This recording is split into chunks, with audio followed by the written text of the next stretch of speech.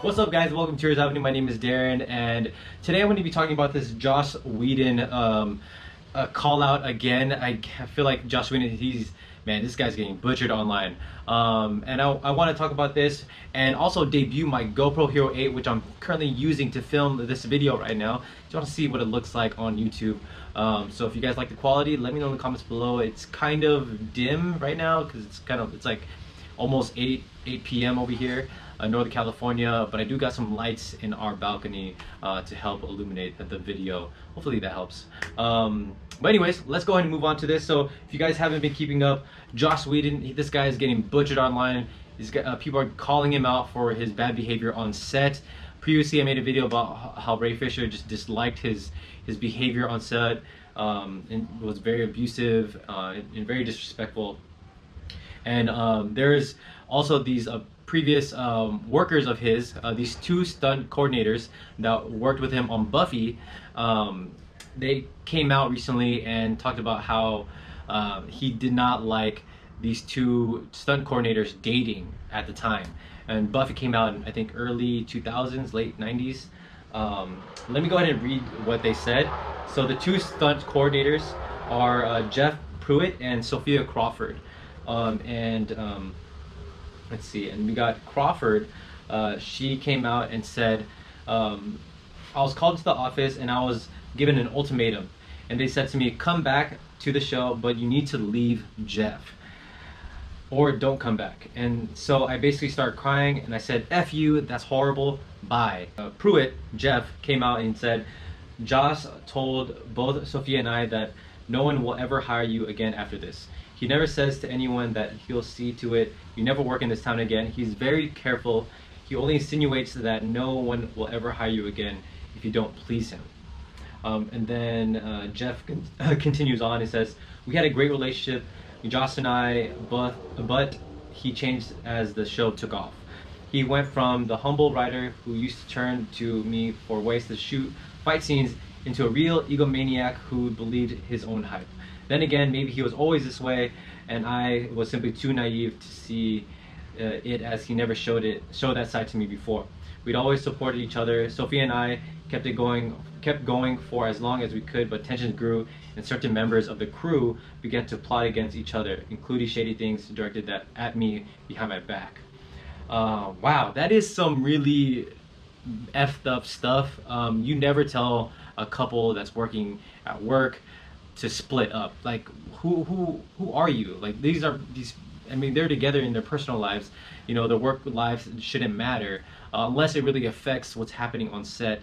But I mean, given this guy's quote, it doesn't seem like that's what was happening. Man, that's pretty messed up. And this couple, they actually got married, so it's pretty crazy how it happened. And it looks like they just pushed that to the side of things of the relationship, and I'm glad that they got married. But man, I mean, imagine this happening in Buffy, and then a decade later he gets a hold of this huge, gigantic film called Avengers, and he makes it successful, $1 billion, and his ego is through the roof. I mean, it's not even in this universe anymore. And people like me, we praised him, and we didn't know what kind of guy this was behind the scenes. And then this guy gets brought on to do Justice League, and really hope, as fans, we hope that he would do it justice and really do Zack justice, because he left during production. And again, it just keeps boosting Joss Whedon's ego one-on-one. It keeps piling on, and it's crazy. I didn't know that. I've seen Joss in person at Comic-Con. I attended one of his panels. He had his own intimate panel.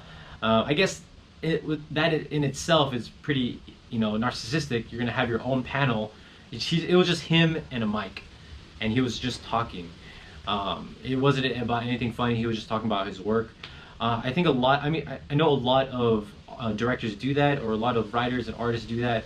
But this guy had a big hall. I think it was either Hall H or one of the smaller halls which were on a bigger level at Comic-Con.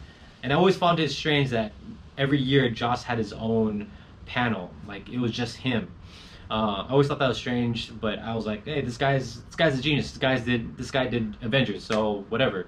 This guy, he does great work.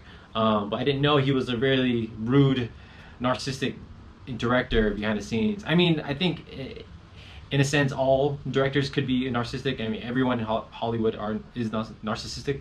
But I mean, according to everyone that's calling him out online, Josh is on a different level because he's way more successful, and he is praised for what he did in Buffy and what he did with Avengers.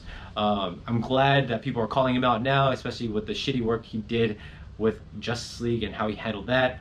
And plus, like, there's like, I'm sure I remember back then there was like some relationship conflict that he had with his ex-wife, so that was pretty bad. So it's not looking good for this guy's future in his career. But apparently this guy is supposed to be, I think he's supposed to speak at the virtual Comic-Con. So who knows if this guy's going to talk about what happened with him and Justice League, or some of the accusations that are coming out online on how he's disrespectful, rude, abusive on set. Who knows if he's going to speak to that? I personally don't think he will, just because that's just going to add more fire to the flame. So who knows? But I want to know your guys' thoughts on this. How do you guys feel about all these quotes that are coming out about Joss? Did it change your view on him, or does it not? So let me know in the comments below. Like this video, subscribe to our channel, and I'll see you guys again. Bye.